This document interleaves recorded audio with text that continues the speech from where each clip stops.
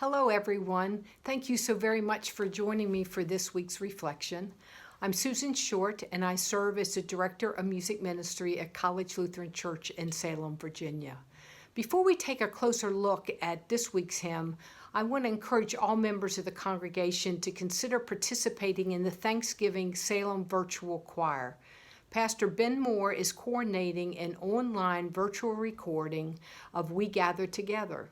I've included the note of invitation as well as instructions in this week's reflection. I hope all of you will consider participating in this community outreach ministry. If you have questions, please feel free to let me know. As I've taken time this week to reflect on the various stewardship messages, those that have been provided by Maria and Josh Sherman, as well as Kyle Lawrence, I have been thinking a lot about talents, gifts, and abilities. In addition, I believe Pastor's sermon on Sunday will focus on Jesus telling the parable recorded in Matthew 25, verse 15. To one he gave 5 talents, to another 2, to another 1, to each according to his ability. Then he went away. We have all been given different talents, gifts, and abilities. God works in different ways through each and every one of us, and we're called to use our gifts and abilities to honor God and to bless and encourage and strengthen others in love.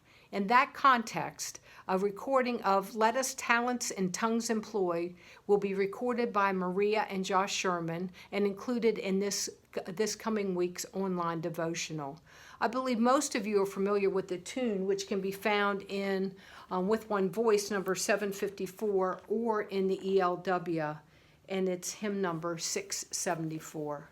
I think the tune is familiar.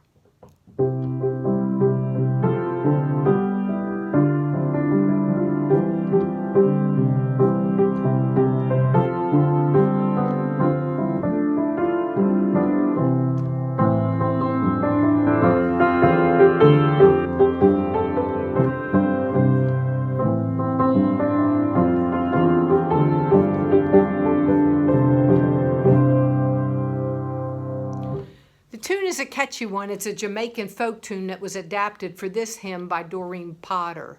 The text writer and composer is Fred Kahn.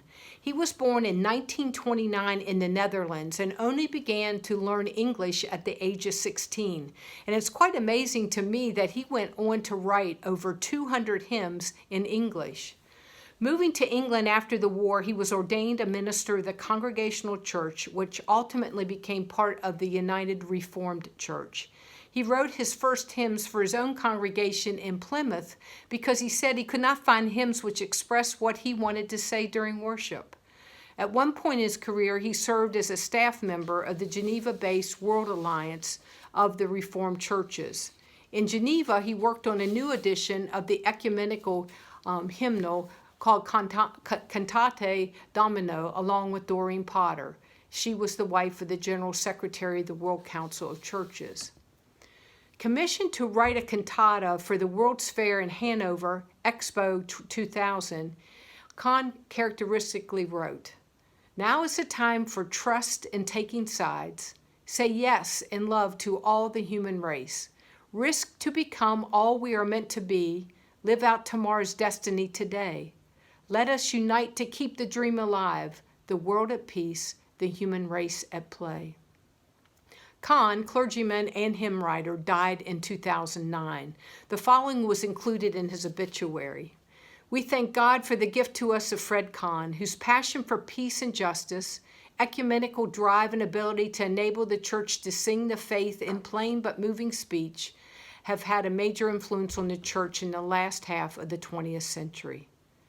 Certainly, all of these are fitting messages as we continue to navigate the challenges associated with the pandemic and social unrest. Thank you for taking time to join me for this week's reflection and to learn more about the special music that will be offered by the Shermans.